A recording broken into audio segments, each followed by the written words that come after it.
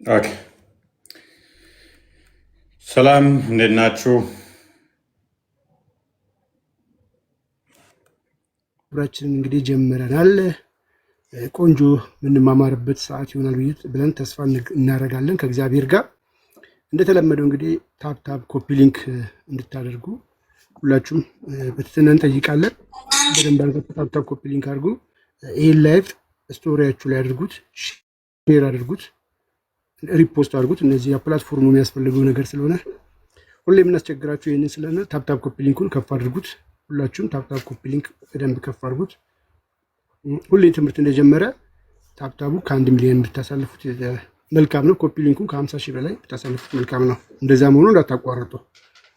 ይህ አገልግሎት ትንሽ ጫና ስለሚበዛብን ቀላል ነገር እንጠየቅናችሁ። የዚህን ሰውዬ ግንባር ቀጥቅጡት ነው እያልን ያለ ነው። ቀጥቅጡት። እንግዲህ እንጀምር። አሁን እንዴት ኖት ቦስ? ይሄኛውን ከስር ያለውን ነው ያልኩት፣ አንተን አይደለም። መቼ ነው የሚያወራው?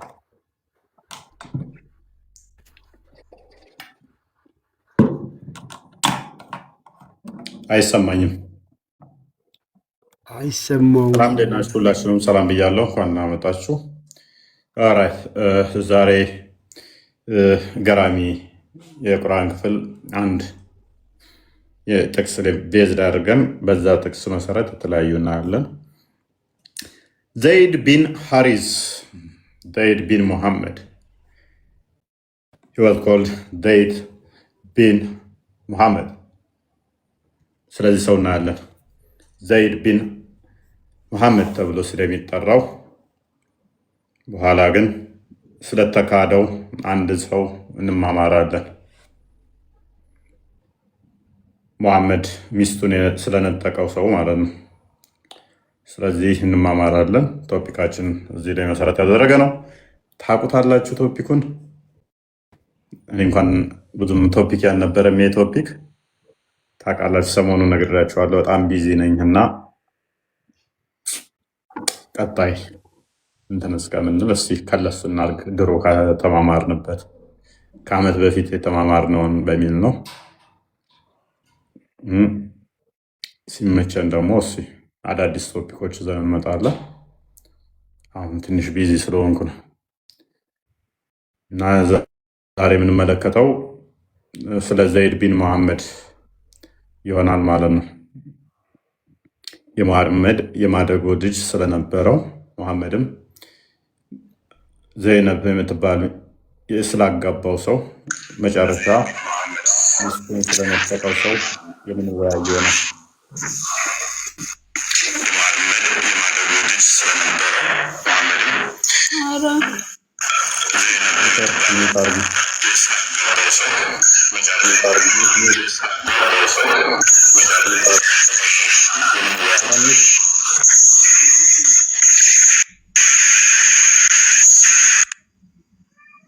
የማንኛው ነው የሚረብሸው?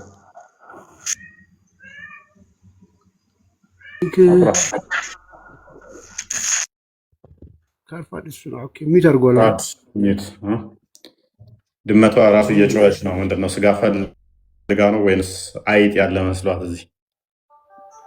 ኦራይት እንግዲህ ሰምታችኋል፣ ቶፒኩን ሰምታችኋል። ቶፒኩ ግልጽ ነው። ስለ ሙሐመድ ስለወሰደበት ሰውዬ ይሆናል ማለት ነው። ሙሐመድ ልጁን ያገባበት በኋላ ኔትወርክሽን አስተካክል የሚታርጊ ስለዚህ ሰውዬ ይሆናል የምናወራው ማለት ነው።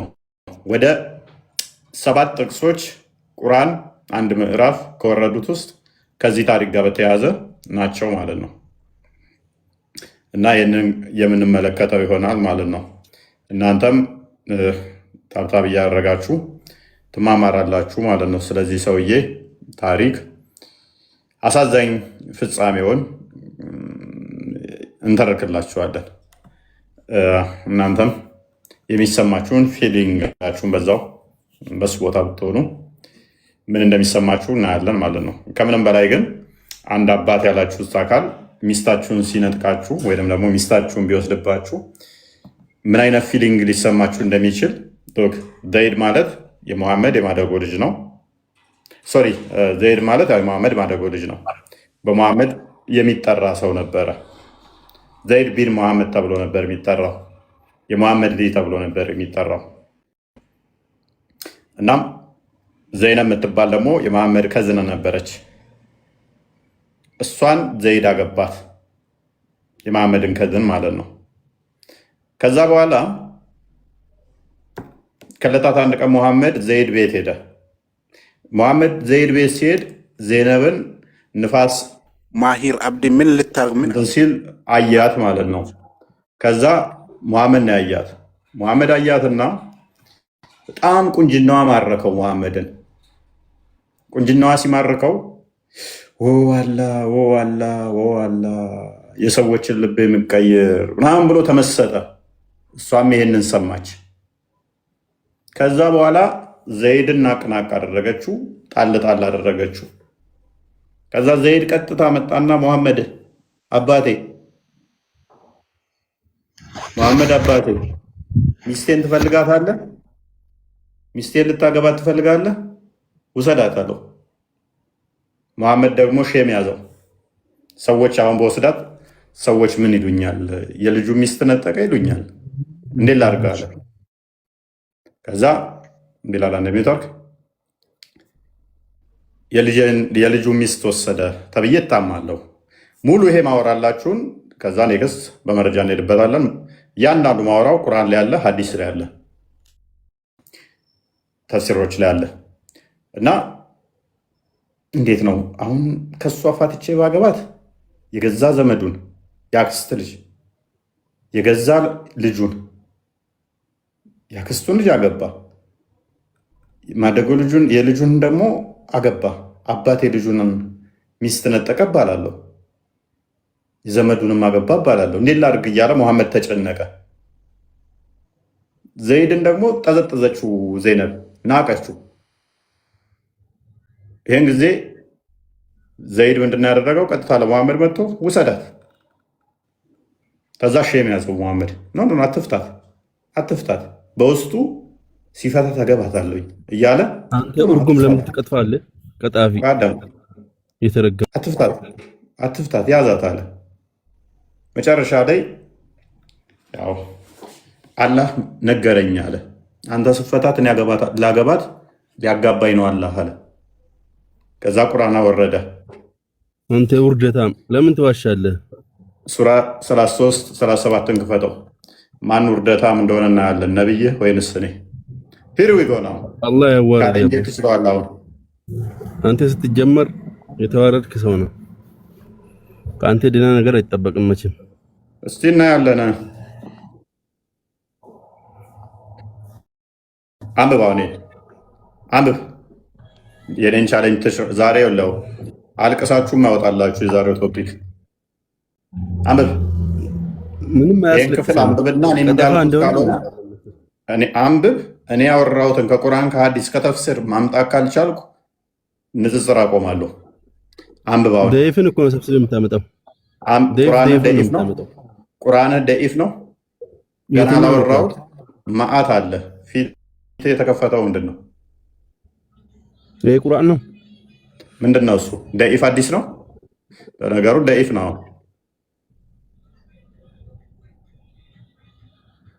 ታነባለህ ወይንስ ይሄ ቁርአን አይደለም?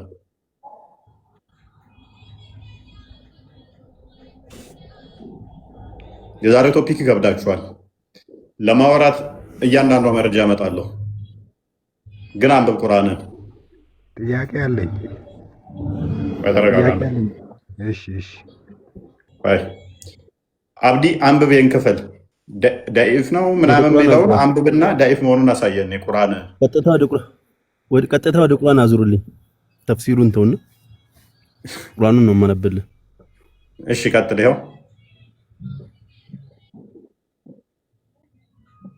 ተፍሲር ኢብን ከሲር ቀጥል።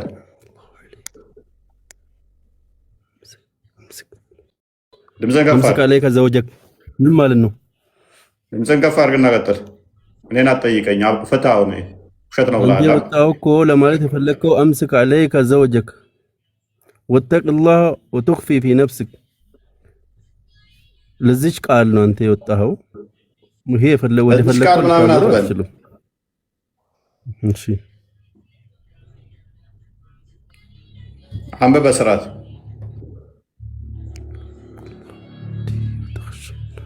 والله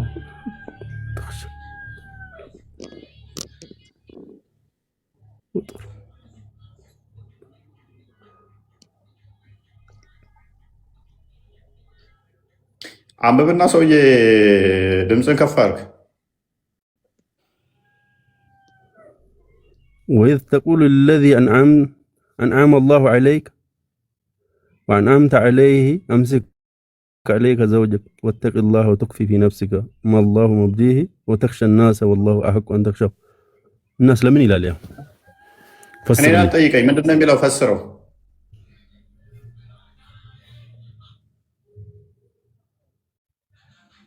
እፎይ አታውቅም ይሄ በምትለው መንገድ አይደለም እኮ ፈስረው። ምንድን ነው የሚለው?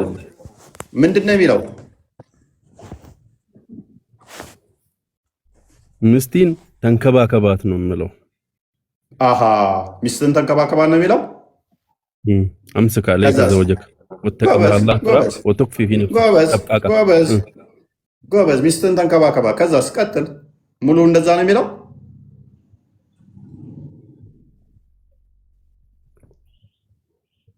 ጎበዝ ተስማምቻለሁ። ሚስትን ተንከባከባት ነው የሚለው። ማርክ ማይ ወርድ፣ ቃልን እንዳቀየር። ይሄ ሚስትን ተንከባከባት ብቻ ነው የሚለው። እንደዛ ነው። አለቅ አይደለ?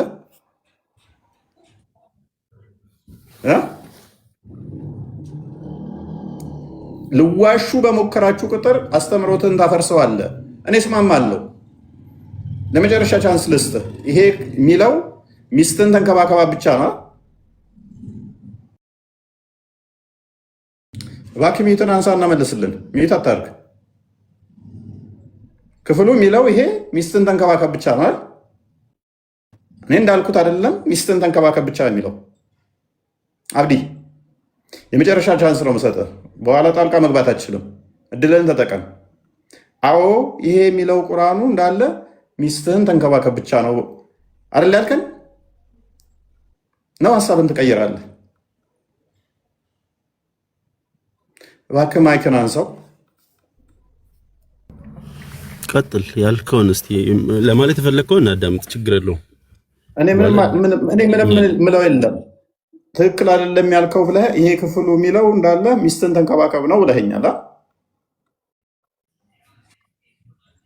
ሪሱን እኮ ነው ያነበብኩልህ።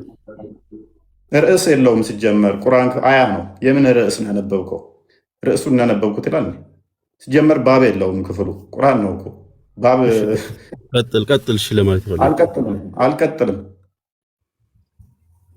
ያነበብከው ሙሉ ክፍሉ ይሄ አያው የሚለው ሚስትን ተንከባከብ ብቻ ነው። ቀጥሎ ያወራል፣ ይናገራል። ቁርአን ምንድን ነው የሚናገረው? ቀጥሎ እናቀውን አነበብኩልህ። ምንድን ነው ቀጥሎ የሚናገረው?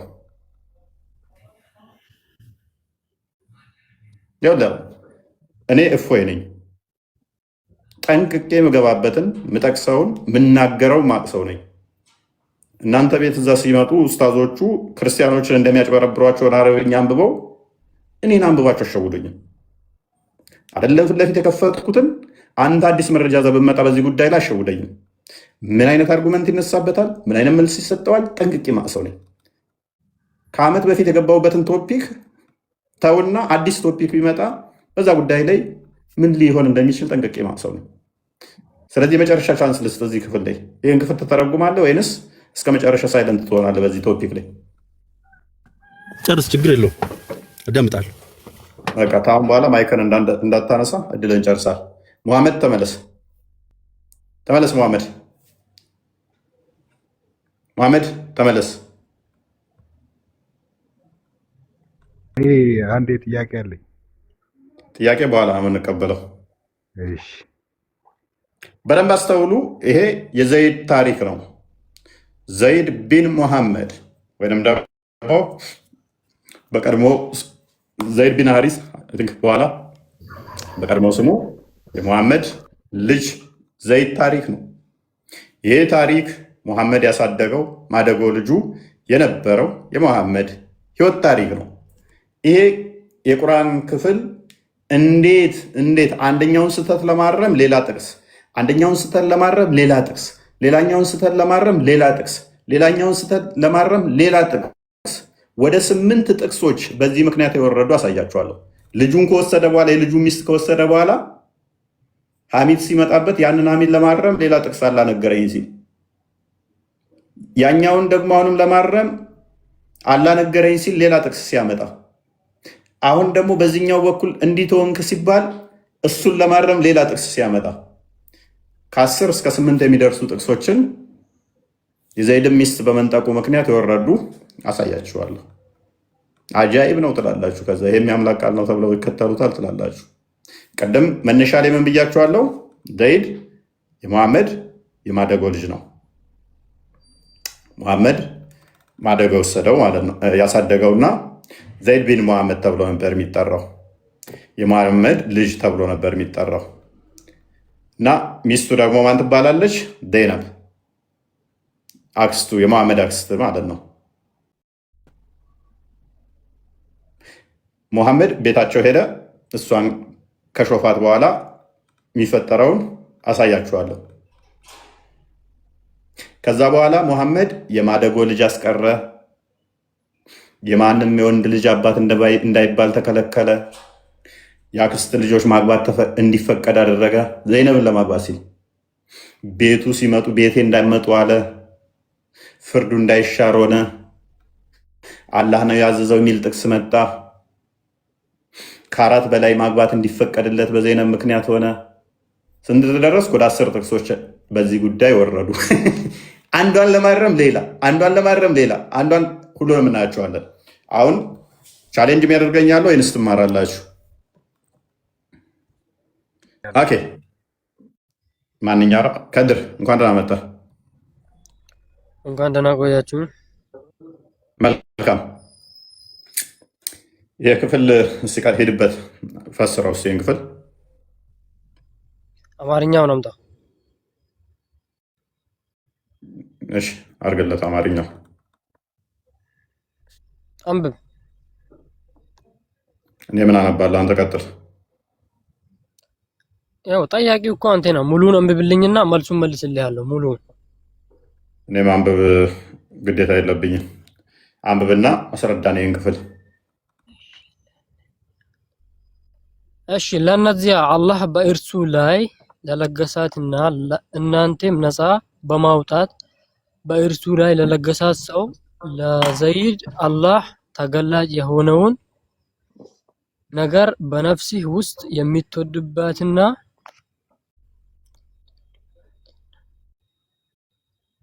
አላህ ልትፈራው ይልቅ የተገባው ሲሆን ሰዎች የሚትፈሩ ሆኖ ሚስትህን በአንተ ዘንድ ያዝ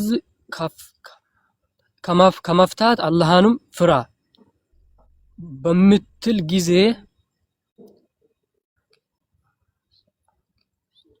አክስቷ ዘይድ ከእርሷ ጉዳይና ባስጠጓቸው ሰዎች ሚስቶች ከእነርሱ ጉዳይ በፈጸሙ ጊዜ በመገናኛት በሚገባት አናናት ታርገታ ለወደ ላይ ከፍ አድርግ መልስ።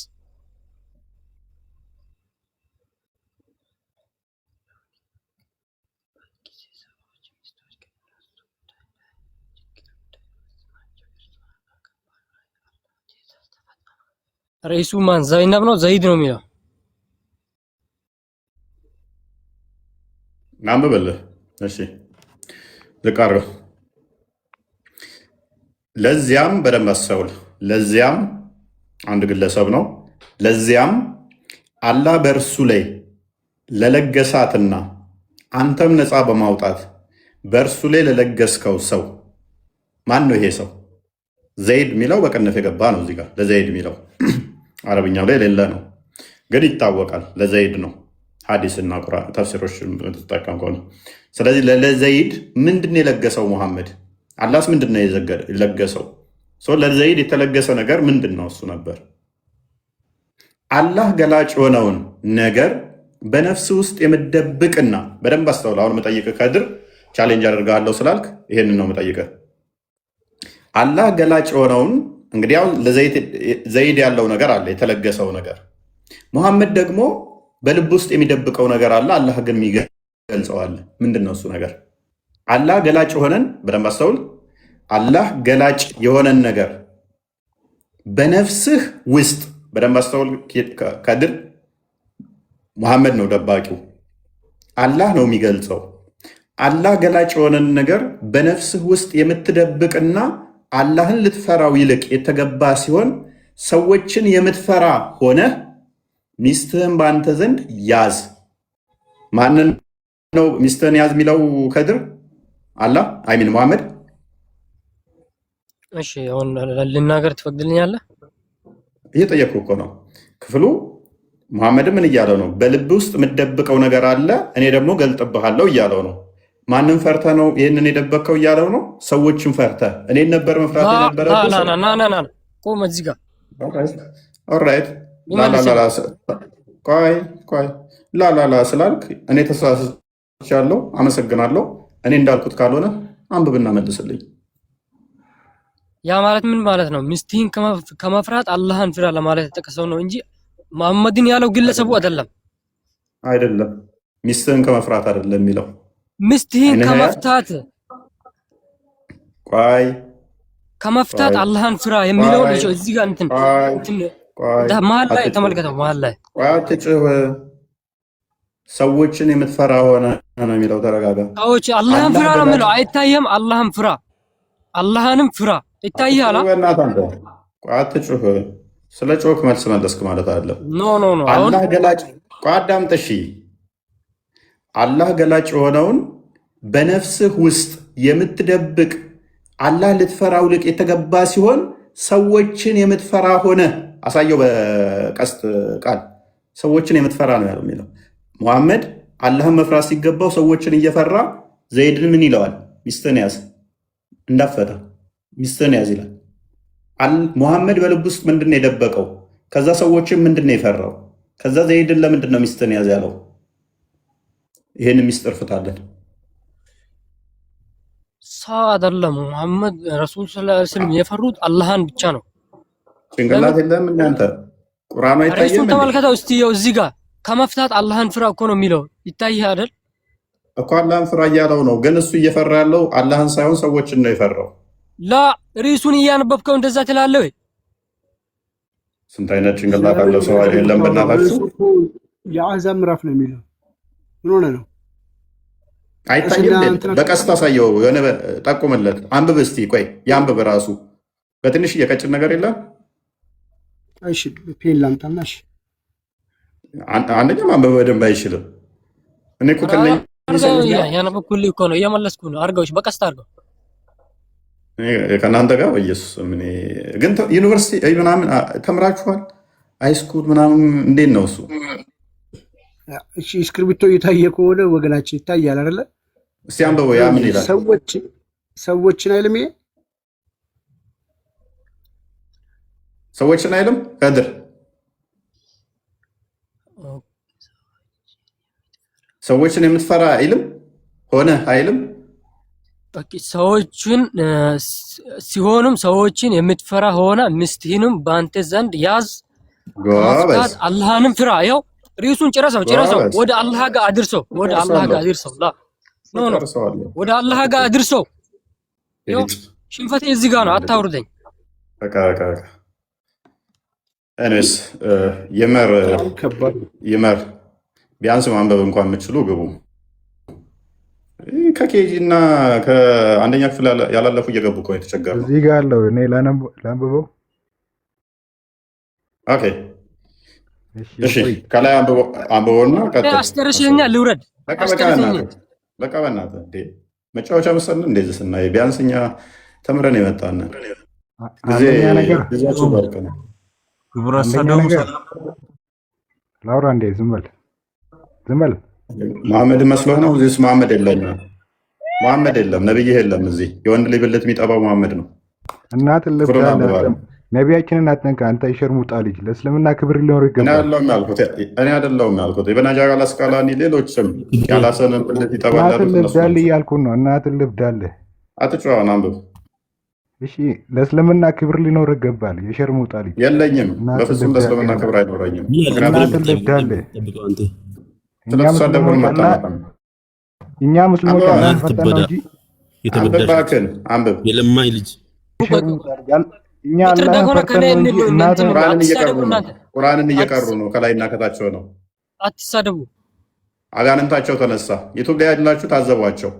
አትሳደቡ። ቆይ ከኔና ካንተ እናውራሽ ወንድ ኮንክ ፕሊስ አንተ ደግሞ ሚታክ ቢያንስ አንተ ጸባይ ጥሩ ነው፣ ግን ምን ያደርጋል አልተማርክም። ማንበብና መረዳት ሲኖር ለእስልምና ክብር ስለሆነ እኛም ታነባለህ ክፍሉን አነባለሁ። ቀጥል አንብብ። እሺ እናትን ልብዳል እያልኩ ነው። ያው ከመሐመድ የተማርከው ስለሆነ ስለተሳደብክ ለውጥ አታመጣም። አንብብ ክፍሉን። አንተም ፎሎወሮችም እናታችሁ ልብዳላችሁ። ካላህ የተማርከው ነው፣ ችግር የለውም። አሁን አንብብ ይሄን ክፍል። እኛ አንድ አላህ ብቻ ነው የምንፈራው። ጭንቅላት የሌለውን ፈራሁ አልፈራሁ። አሁን አንብብ ይሄን ክፍል። እናትን ልብዳል እያልኩ ነው። አንተ ፈጣሪ ጭንቅላት ከና ጓይደር የተማርከው ከመሐመድ ነብይህ የተማርከው ነው። ክፍሉን አንብብ። ነገር ያለው እኛ አንድ አላህ ብቻ ነው የምንፈራው። ጀለስ አንድ አላህ መፈራ ከሆነ ታዲያ ትሳደባለህ? ዝም አትልም ወይ? አላህ ያስተማረው ስድብ ስለሆነ ነው። ክፍሉን አንብባው። እኔ እንደ ሌሎቹ እኔ አላለቅስልህም። እሺ የሸርሙጣ ልጅ በስተት ክፍሉን አንብብ። በስተት እንዳላይ የሙታሊ ልትሆን ትችላለህ። ክፍሉን አንብብ። በፎጣ የተወለድክ ልትሆን ትችላለህ። አይመለከተኝም። አሁን ክፍሉን አንብብ። ክፍሉን ታነባለህ። ያላችሁ ሙስሊሞች ውሻ ናችሁ። እሺ እሱ መታደምጡ ምንድነው? እናትን እንዲህ ላርግ ብለዋልክ። ኢብን ቂያም አልጆዚ ሴቶች ከተሸገሩ እናትን ልብዳለ እያልኩ ነው። እናትን ልብዳለ ምን ያንተ እናት ፎጣ ጠቅልላ ነው እንደ ወሲብ የምትደረገው? አባትህ ወሲብ አላደረጋትም እንዴ? ብረዘ ኮባረስ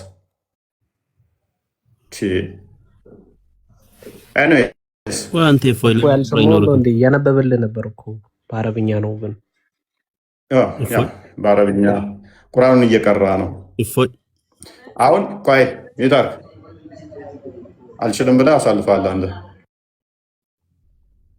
በደንብ አስተውሏቸው፣ መንፈሳቸው እንዴት እንደሚረበሽ። ቁርአናችሁን ቅሩ ነው የተባሉት፣ ቁርአናችሁን አንብቡ ነው የተባሉት። ተከፍቶ ለምን የተሳደቡት? ለምን የተበሳጩት?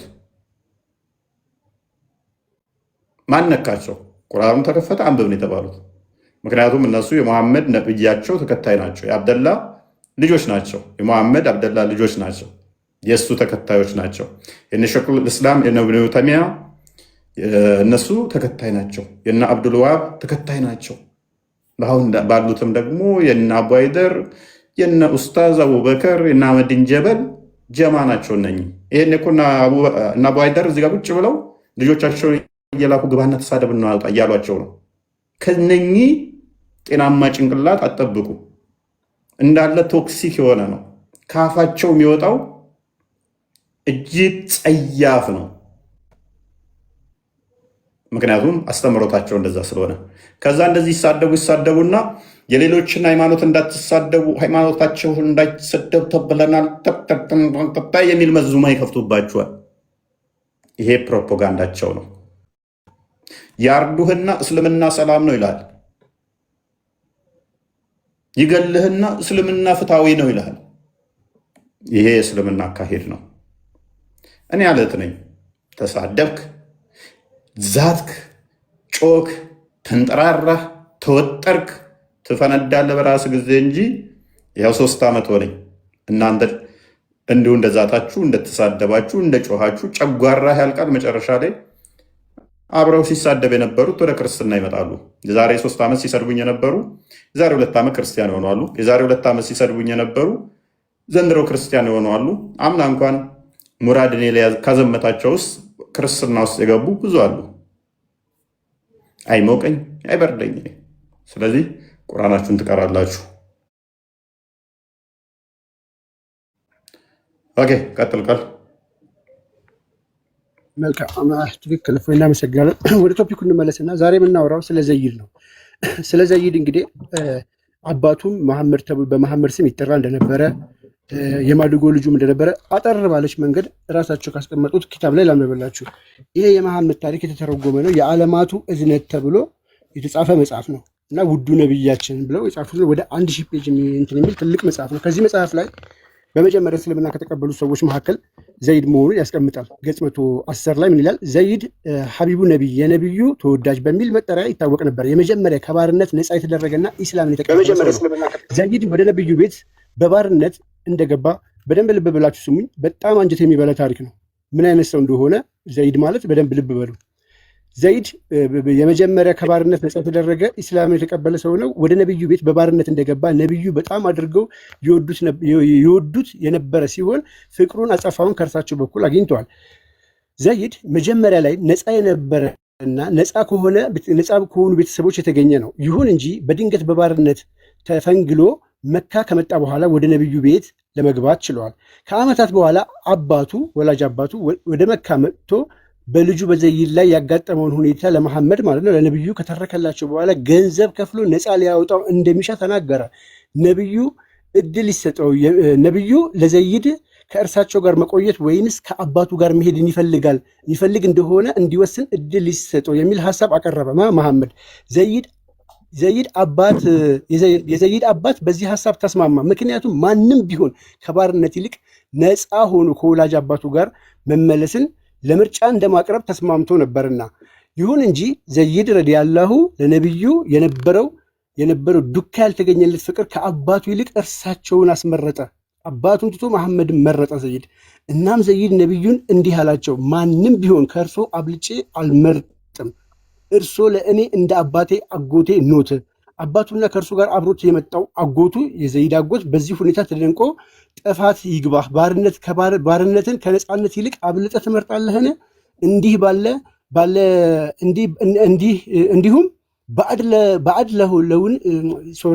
እንዲሁም ባዕድ ሰውን ከአባትህ ከአጎትህና ከቤተሰብህ ታበልጣለህን አሉት። እርሱም አዎ፣ በዚህ ሰውዬ ላይ ከሌሎች ሰዎች ላይ አብልጬ እንድወደው የሚያደርገኝ ነገር አግኝቼበታለሁ። ስለሆነም ማንንም ከእርሱ አብልጬ አልወድም አለ። ነቢዩም ከዚያ ክስተት በኋላ ዘይድ ረዲያላሁ ነፃ አድርገው ጉዲፈቻ አደረጉት። ምን አደረጉት?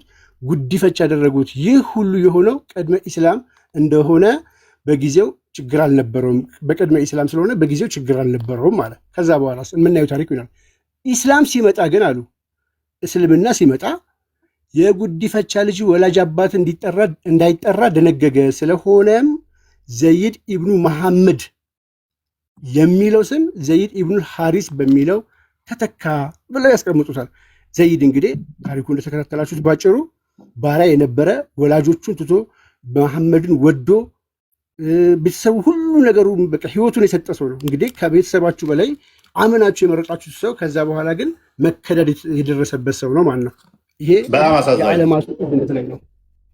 በጣም አሳዛኝ። እንግዲህ በደንብ አስተውሉ። ዘይድ ከቤተሰቡ ከእናት አባቶቹ ይልቅ ሙሐመድን ወዶ ከሙሐመድ ጋር አባቴ ነህ አንተ በጣም ለእኔ ቅርብ ነህ ከአባቴም ከአንተ ጋር ብሬ እኖራለሁ ብሎት አባቱ ተብሎ በአባትነት ይጠራ ነበር ሙሐመድ። መጨረሻ ላይ ግን ምንድነው ሙሐመድ ያደረገው? ከዕለታት አንድ ቀን ወደ ዘይድ ቤት ሄደ። ሙሐመድ ወደ ዘይድ ቤት ሲሄድ ቤቱ ዘይድ አልነበረም፣ ዘይነብ ነበረች። ንፋስ ልብሷን ገለብ ሲያደርግ ሰውነቷን አየው ሙሐመድ። ወው አላ ወው ውበት፣ የሰዎችን ልብ ምቀየር አላል ሙሐመድ። ከዛ ግባ ስትለው አልገባም ብሎ ወደ ቤቱ ተመለሰ። ን ዘይድ መጣ። ወደ ቤቱ ሲመጣ ሙሐመድ መጥቶ ነበር አለችው ዘይነብ። ምን አለሽ አላት። ነገረችው ያለውን። ዘይነብ ደግሞ በጣም ዘለለች፣ ተደሰተች በዚህ ምክንያት። ከዛ ዘይድ ሲመጣ ዘይነብ ነገረችው፣ ሙሐመድ እኮ አደነቀኝ፣ ቁንጅናዬን እንዲህ ብሎ አሞካሽ አለችው። ከዛም ዘይድን ናቅናቅ አደረገችው፣ ሚስቱ ማለት ነው። ቀጥታ መጣና አባቴ መሐመድ ሚስቴን ትፈልጋታለህ? ውሰዳት፣ ልፈታት ነው አለው። ሙሐመድ ከዛ ምን አሰበ? እኔ ባገባት የልጁ ሚስት አገባ እባላለሁ። ጠበሪ በደንብ አድርጎ አስቀምጠዋል። አባቴ በደንብ የልጄ ሚስት ባገባ ሰዎች ምን ይሉኛል አለና አሰበ። ሰዎችን ፈራና አይ አትፍታት አለው። ሱራ 33 37 ላይ አለ። ከዛ አሰበና በቃ አላስችል ሲለው እንዴት አድርጎ ይውሰድ? ከዛ ምን አለ? አላህ መገለጥ አመጣልኝ አለ።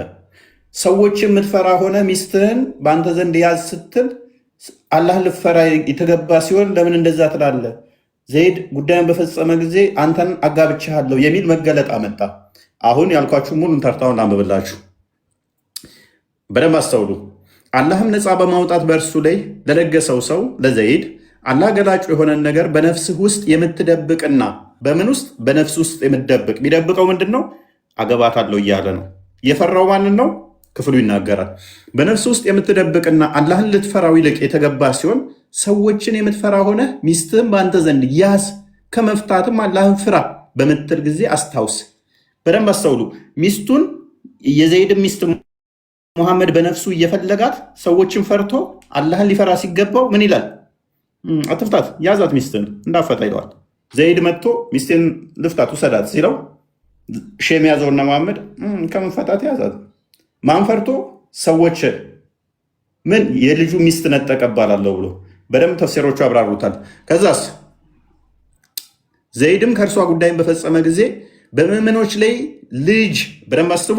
ቀደም ብያችኋለሁ፣ ልጁ ተብሎ ነበር የሚጠራው አይደለ? ይኸው ክፍሉ ዘይድም ከፍ አድርገው ትንሽ ከእርሷ ጉዳይን በፈጸመ ጊዜ በምዕመኖች ላይ ወርትዝ በጣም ወጣ። ኦኬ፣ በምዕመኖች ላይ ልጅ አድርገው ባስጠጓቸው ሰዎች ሚስቶች ከእነርሱ ጉዳይ በፈጸሙ ጊዜ በማጋባት ችግር እንዳይኖርባቸው እርሷን አጋባነ። ምን አለ? አጋባነ። ልጅ አድርገህ ያስጠጋኸውን ልጅህን እናት አባቱን ትቶ አንተ አባቴ ብሎ ልጅ አድርገህ አንተ አባቱ ተብለህ የምትጠራውን አንተ የሱ የልጅህን ብታገባም ችግር እንደሌለ ለማሳየት አንተን አጋባነ የልጅህን ሚስት። የአላህም ትእዛዝ ተፈጻሚ ነው። የአላህ ትእዛዝ ተፈጻሚ ነው። ስለዚህ አይሻርም። እዚሁ መለስ አድርገው ቁጥር 36 የአላህ ብቻ ሳይሆን የሙሐመድም ተፈጻሚ እንደሆነ ይሄን ማንም እንደማይሽር ደነገገው።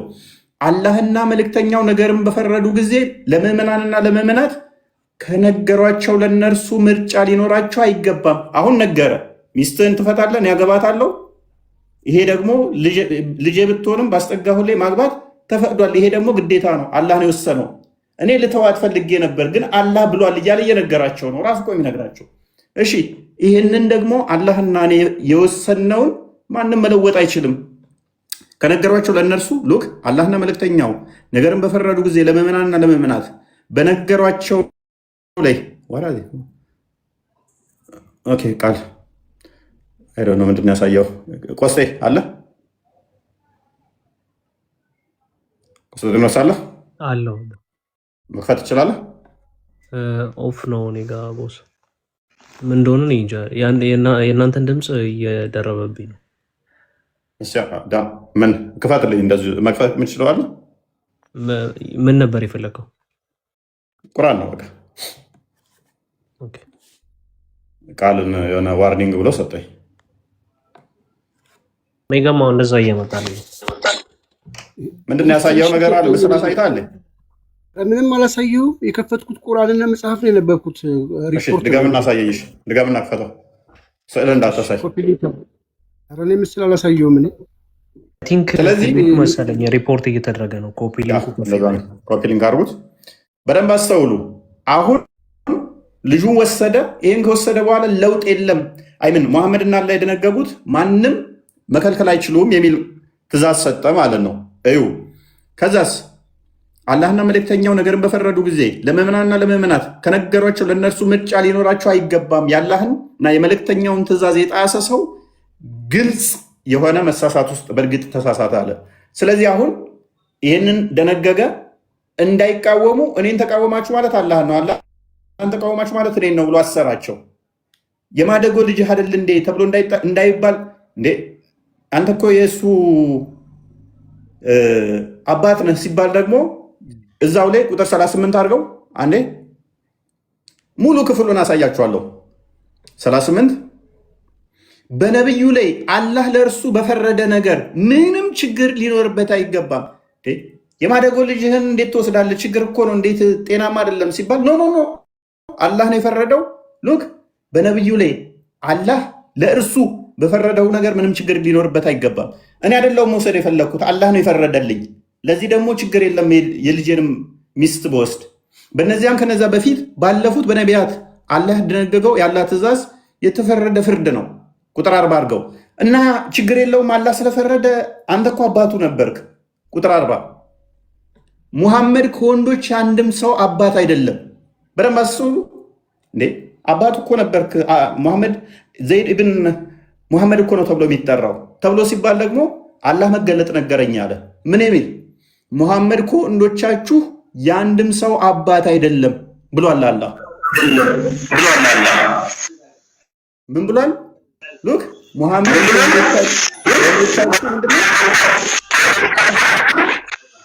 ከወንዶቻችሁ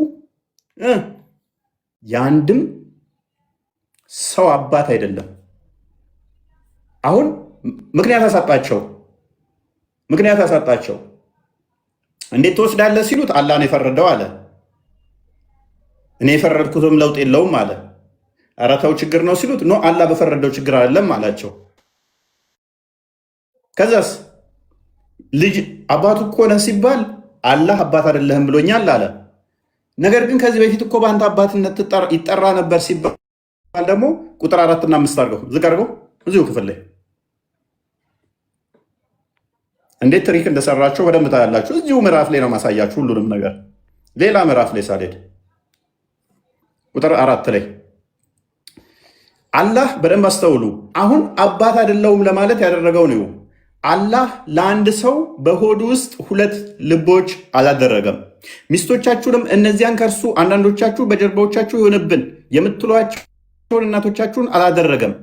ልጅ በማድረግ በደንብ አስተውሉ። ልጅ በማድረግ የምታስጠጓቸውንም ልጆቻችሁ አላደረገም። ኧረ ተው አስጠግተው ነበር። ቅድም አይታችኋል፣ ቃልም አንብቦላችኋል። ከእናት ከአባቱ ይልቅ ሙሐመድን መርጦ በአንተ ልጠራ ብሎ ሙሐመድ አስጠግቶት አባቱ ሆኖ ነበረ። ከዛ ምን አለ? ልጅ በማድረግም የምታስጠጓቸው ልጆች አላደረገም። ልጅ አይደለም፣ በቃ ቢጠጋም ልጅ አይደለም። ስለዚህ ሚስቱ መውሰድ ይችላለሁ። አላህ እውነቱን ይናገራል። እነሱ ዋሽተሃል፣ ልጅህ እኮ ነው በአንተ ነው የሚጠራው ሲባል ኖ አላህ እውነቱን ነው የሚናገረው። ልጅ አላደረገም። ልጅ አይደለም፣ አባቱ አይደለውም። ከፍ አድርገው ለአባቶቻቸው በማስጠጋት ጥሯቸው። እንዴ በማስጠጋት ጠርተሃል ነበር እንዴ? እናት አባቶቹ ልክ አንተ ተገቢ ሆነ እናት አባቴን በላይ ሆነ አባት ተብለህ ነበር እኮ ሲባል ኖ ለአባቶቻቸው ጥሯቸው፣ እርሱ አላህ ዘንድ ትክክለኛ ነው። አባቶቻቸውንም ባታውቁ በሃይማኖት ወንድሞቻችሁና ዘመዶቻችሁ ናቸው። አባት ተብለህ ነበር እኮ ኖ አባት አይደለሁም፣ ዘመድ ነኝ በሃይማኖት እንጂ አባት አይደለሁም። በእርሱ በተሳሳታችሁበት ከዚህ በፊት ግን እኮ አባት ተብለህ ተጠርታ ነበር ሲባል በእርሱ በተሳሳታችሁበት ነገር በእናንተ ላይ ኃጢአት የለባችሁም፣ ግን ልቦቻችሁ አውቀው በሰሩት ኃጢአት አለባችሁ። አላህ መሐሪ ነው፣ መሐሪ አዛኝ ነው። በደንብ አስተውሉ። አስቀድሞ አባት ተብሏል ነበር። ኖ እሱ ኃጢአት ነው። ከአሁን በኋላ ግን አባት አትባል። ያረቢ አላህ ተመለስ። ስለዚህ አባት አትባሉ ከአሁን በኋላ። ኦኬ እንዲያ ከሆነ ደግሞ በደንብ አስተውሉ። እንዲያ ከሆነ ሌላ ምን ችግር ያመጣል መሰላችሁ? ሌላ ምን ችግር አመጣ መሰላችሁ? በቁርአን ውስጥ ሱራ 4:3 ላይ ለሙስሊም ወንዶች የተፈቀደው ማግባት 2:2 3:3 4:4 አለማስተካከል ከፈሩ አንድ አግብተው ወይንም በእጆቻቸው የያዙትን እንትን ማለት ነው። ታዲያ እንደዛ ከሆነ እንደዚህ እየቀደድክ ልታድር ነው። ካደ ዜነብን ሲያገባት መሐመድ ስንተኛ ነበረች? ሐሳብ አታዳምጥም እንዴ? አንተ ብቻ ነው እንደምታወራ። አዳምጥ። ኦኬ ፋይን። እሺ ክፍሉ ላይ ሄድለት። ዜነብን ሲያገባ ስንተኛ እንደሆነች ባይምሯችሁ ያዙ። እንደገና ከዛ ጋር ደግሞ እኮ ልጠልዝህ እኮ ነው። ተዘጋጅ። ከስር ላላችሁ ዜነብን ሲያገባ ስንተኛ ነበረች? በአይምሯችሁ ያዙ። ከቁርአኑ ጋር ይጋጫል። መፍትሄ ብሎ ደግሞ እዚሁ ክፍል ያመጣውን ሰጣችኋለሁ። ኦኬ አንብብ፣ ይሄን ክፍል። ምን አይነት ፈሪ ነው? በእናት ቀጥል፣ አንብብ። ፈሪድነቴን እናያለን። ቀጥል።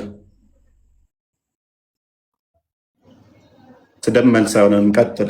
እኔ ያወራሁት አንዲት ውሸት አለው? አንዲት ውሸት አለው ነው ያወራሁት? ወይንስ ስድብ ነው መልስህ? እየጠበቅን ነው።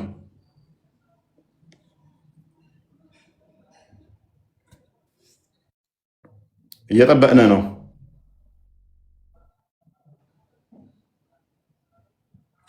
አንዲት ማይክል ኦፍ አታድርግ።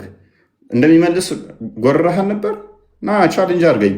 አንዲት ስህተት አላት ያወራት።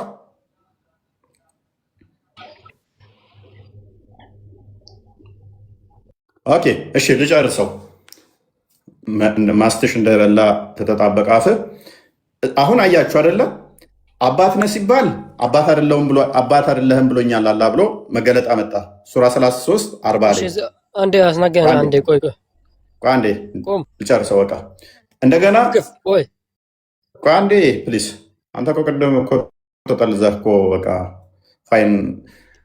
አሁን ጠቅላላ ላድርገው ጀነራል ይውቀል እስቲ በእናትህ ጀነራል ይውቀል ውስጣና ይውቀል ከሰሩ መግ።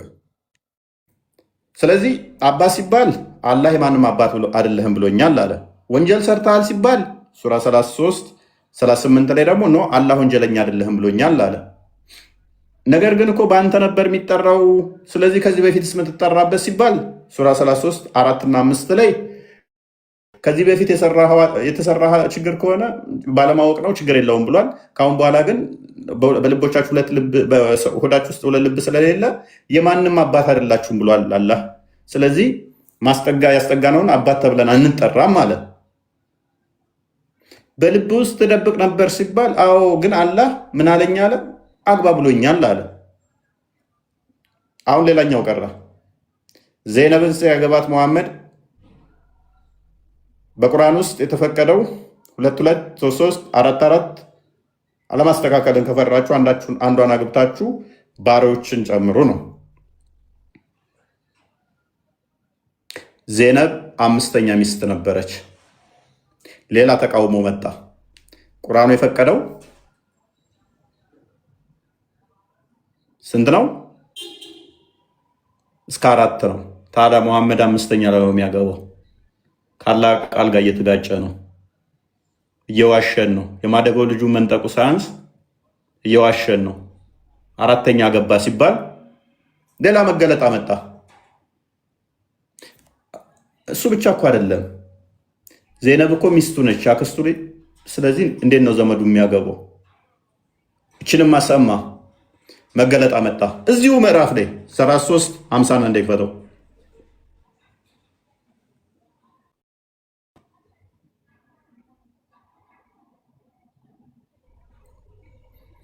ኦኬ መገለጥ አመጣ። ዘመድህን ሚስት እንዴት ታገባለህ? እንዴት ከ4 በላይ ታገባለህ ሲባል መገለጥ መጣ።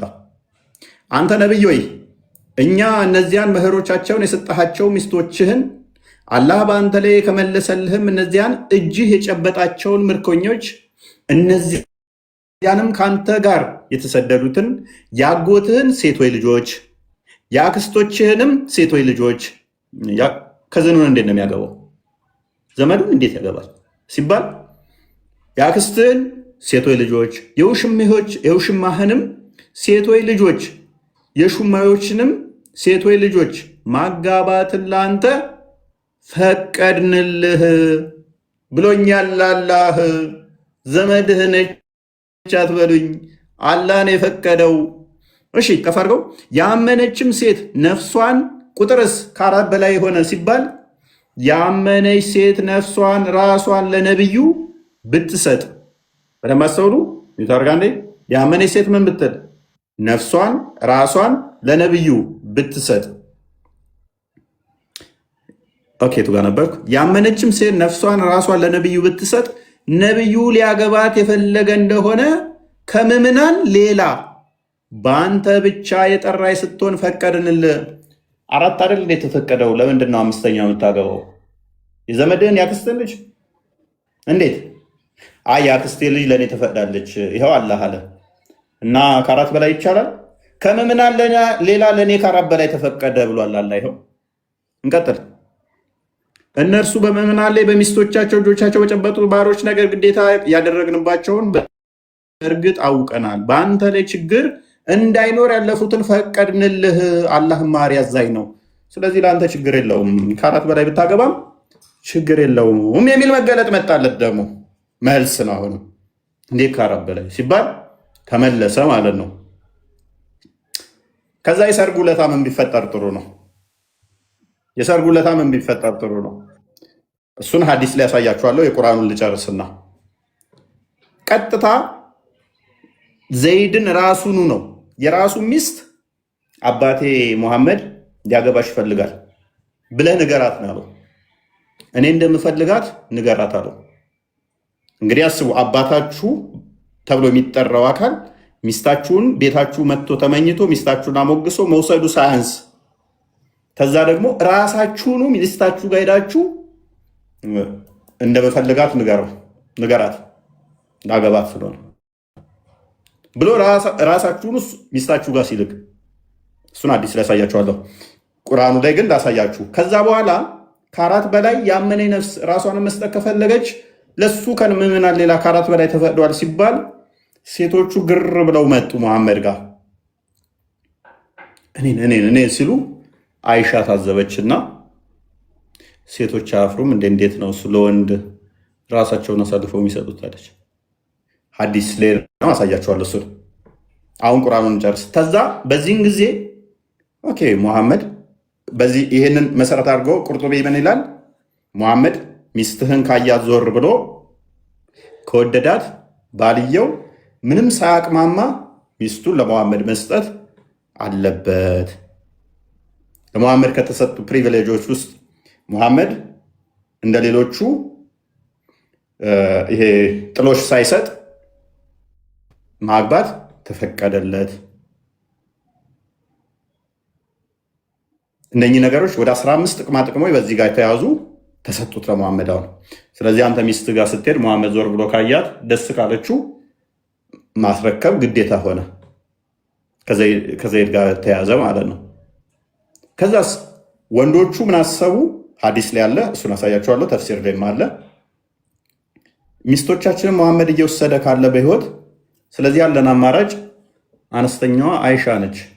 እሱ ሲሞትም ቢሆን እናገባታለን ማለት ጀመሩ ቤት ውስጥ።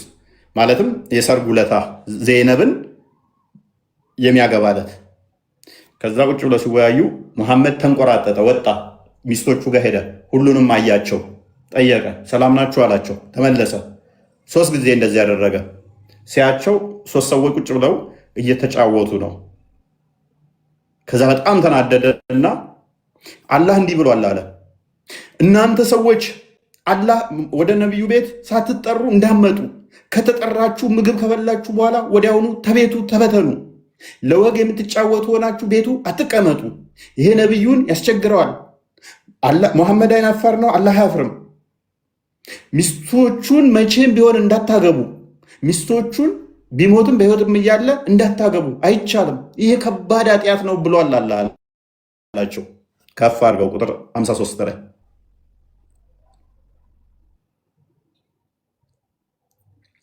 ያው ላንበብላችሁ አልኩትን። እናንተ ያመናችሁ ሆይ መድረሱን የማትጠባበቁ ሲሆን ወደ ምግብ ካልተፈቀደላችሁ በስተቀር የነብዩ ቤቶች በምንም ጊዜ እንዳትገቡ አለ። ምክንያቱም እሱ የሰው ቤት ገብቶ ነው ሚስቱን ዜነብን አይቷት የወሰደው። እነሱም እሱ ቤት የሚገቡ ከሆነ ይሄ ሰርጉ ለታ ነው፣ ዜነብን ያገባለት የተካሄደ ነው። ቁጭ ብለው ሲጫወቱ እሱ ሰው ቤት ሄዶ ነው ሚስቱ ያን የነጠቀው። ቤት እንዳትገቡ ነው። ኦኬ፣ ግን በተጠራችሁ ጊዜ ግቡ፣ በተመገባችሁ ጊዜ ወዲያውኑ ተበተኑ። ለወቅ ቁጭ ብለው ሲጫወቱ እኮ ነው። ሲጫወቱ ይህንን አልሚቅባስ ሚን ተፍሲር ኢብን አባስ 3 ሰዎች ይላቸዋል። አይሻን ስለማግባት እየተጫወቱ ነበረ። በቃ ሙሐመድ ያለን ተስፋ ካሁን በኋላ ሙሐመድ የኛ ሚስት አይቶ ከወደዳት መስጠት እኛ ግዴታችን ከሆነ ያለን አማራጭ በቃ መሐመድ ሲሞት አይሻ ማግባት ነው ብለው እየተጫወቱ ነበር ይላል። እሺ እንቀጥል። ግን በተጠራችሁ ጊዜ ግቡ፣ በተመገባችሁ ጊዜ ወዲያውኑ ከቤቱ በተመገባችሁ ጊዜ ወዲያውኑ ተበተኑ፣ ለወግ የምትጫወቱ ሆናችሁ አትቆዩ። ይህ ነቢዩን በእርግጥ ያስቸግረዋል፣ ከእናንተም ያፍራል። ራሱ እኮ ነው እየነገራቸው ያለው። አላህ ነው ያለው ነቢዩ ያፍራል ብሏቸዋል። ራሱ እኮ እየነገራቸው ነው። ልክ እንደዚህ ማለት እኮ ነው። ኢየሱስ እንዲህ ብሎኛል፣ እፎይ ያፍራል፣ ኢየሱስ ግን አያፍርም። ቲክቶኬ ላይ ምን ትሰራላችሁ? ውጡ ከቲክቶኬ ብሏል። እኔ አይደለሁም ያልኩት፣ ኢየሱስ ነው ያላችሁ። እኔ አይናፋር ነኝ፣ ቤቴ እንዳመጡ ብሏል። እኔ አይደለሁም ያልኩት፣ ኢየሱስ ነው ያላችሁ። እኔ አይናፋር ነኝ፣ እኔ አልናገርም እንደዛ ብዬ እንደማለት እኮ ነው። ይኸው በተመገባችሁም ጊዜ ወዲያውኑ ተበተኑ፣ ለወግ የምትጫወቱ ስትሆኑ አትቆዩ። ይህ ነቢዩን በእርግጥ ያስቸግራል፣ ከእናንተም ያፍራል። ግን አላህ ከእውነት አያፍርም። ዕቃንም ለመዋስ በጠየቃችሁ ጊዜ ከመጋረጃ ኋላ ሆናችሁ፣ ትንሽ ከፍ አድርገው፣ ከመጋረጃ ኋላ ሆናችሁ ጠይቋቸው። ሙሐመድ የዘይድ ሚስት ሊያናገር ሲሄድ መጋረጃው ገለጥ ሲል ነው ሰውነቷን ያያት። መጋረጃው አልተሸፈነም ነበር። ስለዚህ ምን አለ? አሁን እሱ ምን አይነት ትእዛዝ ሰጠ? ዕቃንም ለመዋስ በመጣ ካሰባችሁ ምን ሆን አለባችሁ? ውጭ ሆናችሁ እንጂ ከመጋረጃ ፊት ለፊት መምጣት አትችሉም። ሚስቶቼን ማየት አትችሉም ነው። ኦኬ ቀላል። እሺ ይሁን። ይህ ለልቦቻችሁ ለልቦቻቸውም የበለጠ ንጽህና ነው አለ። የአላህም መልእክተኛ፣ በደንብ አስተውሉ፣ የአላህም መልእክተኛ ልታስቸግሩ ሚስቶቹንም፣ ቅድም ያልኳችሁ ሚስቶቹንም ከእርሱ በኋላ ምንጊዜ እንድታገቡ ለእናንተ አይገባችሁ። ይህ አላህ ዘንድ ከባድ ኃጢአት ነው። አሁን ሙሐመድ ምን አይነት ፕሪቪሌጅ ተሰጠው? የአንተ ሚስት ካየ ማግባት ይችላል። አንተ ግን የሱ ሚስት ማግባት አትችልም። ቢፈታትም ቢሞትም ማግባት አትችልም የሱ ሚስት።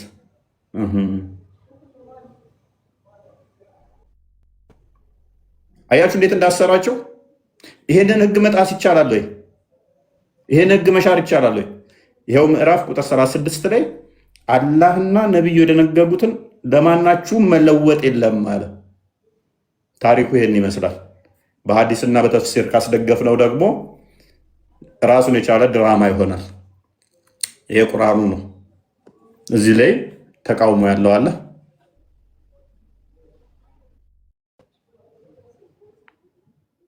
ዩቱብ ላይ ያላችሁ ሰላም ናችሁ? የዩቱብ ሰዎችን ሰላም በልልኝስ።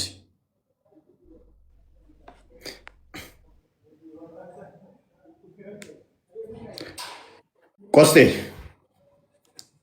ቃል ዩቱብ ላይ ቲክቶክ ላይ ያላችሁ ገብቷችኋል? ታሪኩ